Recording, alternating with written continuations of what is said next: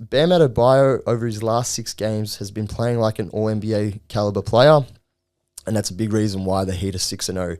Is it the only reason? Well, not necessarily, because Jimmy Butler's playing to the level we expect of Jimmy Butler.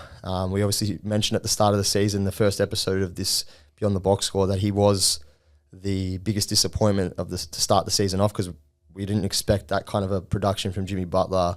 Even if it was in the early stages of the year, we just expect him to come in and, contribute and be a key part of that Miami Heat team, which he still is, and obviously he's proven it over the last 6-7 games of the season.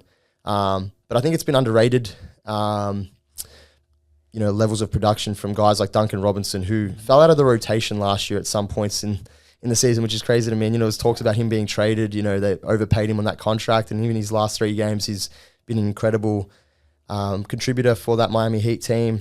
Then you throw in a guy like Tyler Hero, who's currently on the sidelines, but the way he started off the season, who's arguably a first option on that team, put all that trade talk and all that, tumultuous offseason with him being involved in all those talks for Damian Lillard behind him. And, even adding a guy like Jaime Jaquez, who they picked up 18th in the draft. I love that guy. Really underrated draft pick. And, again, it's the kind of draft pick that's perfectly suited to the Miami Heat organization. Pat Riley hit the nail on the head there. And then, again, unheralded, underrated guys. Like, we obviously know what Caleb Martin did in the playoffs. And then a guy like Hayward Highsmith, an undrafted player. And who, obviously, we know what their reputation is at getting the most out of undrafted players year in, year out. So I still like what the Heat are doing. And for us saying that they were the biggest disappointment to start the year, they definitely turned it around. And they're right around that mark where they should be. And they look dangerous. And like I said, I think the real big asterisk next to their name is the health of Tyler Hero. If he can put it together and if he can stay out in the court, I think it just makes the game easier for Bam, for Jimmy, and for these other guys around him. So, yeah, I think that's, as much as I said it was all about Bam, I think the overall Miami Heat contributions across the board were really solid. So, yeah, let's leave it at that. I completely agree. Like, when I look at the Heat, I mean, obviously there's one man who is on the trade table if they do want that scorer, and they probably could get him. Like the fact that Jovic, hopefully I didn't butcher that. Jovic. Yeah, Jovic. Hopefully I didn't butcher that name, but he's someone who hasn't cracked the rotation. I mean, that shows how good Miami Heat's depth chart really is. But say they threw the Bulls him, a young piece, something exciting, because nothing about Chicago is really exciting at the moment. So they throw them that, and then a pick. I'm pretty sure they could land Zach LaVine, a scorer that if they really want and think they need in the playoffs long term, he's there. But in terms of Bam, because I know this key takeaway is about Bam, this is something that Miami, and specifically Jimmy Butler, has been wanting for so long.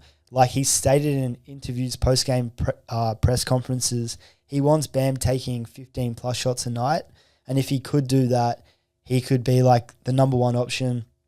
And he's shown it. Like he's playing like an all-NBA player. Miami is 6-0. I think Hero... in the last 6 games, 6-0. Yeah, which is crazy. And Hero, I think he is currently injured. So the fact that Bam stepped up and he took the pressure off Jimmy, who has struggled early on in the season, that's all you could really ask. So big ups to the Heat, and hopefully, I mean, I get around the Heat culture. I wouldn't mind seeing them, in the playoffs cause another upset. I don't get around those jerseys though. They're terrible. Terrible.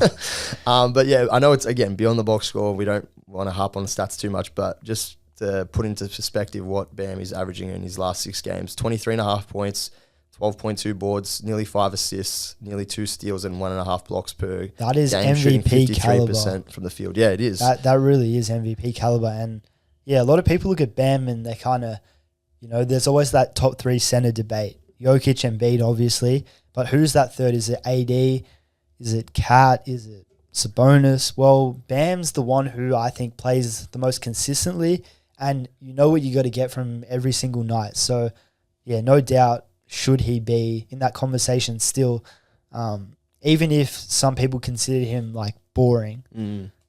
I love his defensive versatility. I love the fact that he can switch and play a number of positions on that side of the ball. When he does get put into a pick and roll action, a 2-man game, he can be that switch guy, and they're not going to attack him because he can move his feet. He can, keep up with quicker guards, Yeah. quicker players. So I think that's an underrated aspect of his game. Obviously, that's the part of the game that everyone obviously knows about it. The only player I reckon who can guard 1 through 5. Yeah, maybe. Yeah, like there's at probably the a couple level, others, but like I KD. think but the most obvious sort of choices, I think, Bam definitely does fit that bill. And like I said, the fact that he stepped up offensively, which was a one big question mark, can he obviously be a guy that can lead a team or play at that all NBA caliber level on the offensive side of the ball? He's shown that, so I think his jumping production is really great, but he just has to maintain that consistency for the Heat to continue to make noise in the Eastern Conference. Hello, yes, you at home. This is Commissioner of the NBA speaking to you, Adam Silver. Here's a message in courtesy of BenchMob in collaboration with the NBA Store. When BenchMob hits 1,000 subscribers, they'll be giving away a free NBA jersey to a lucky subscriber. So just do all the things listed on the screen.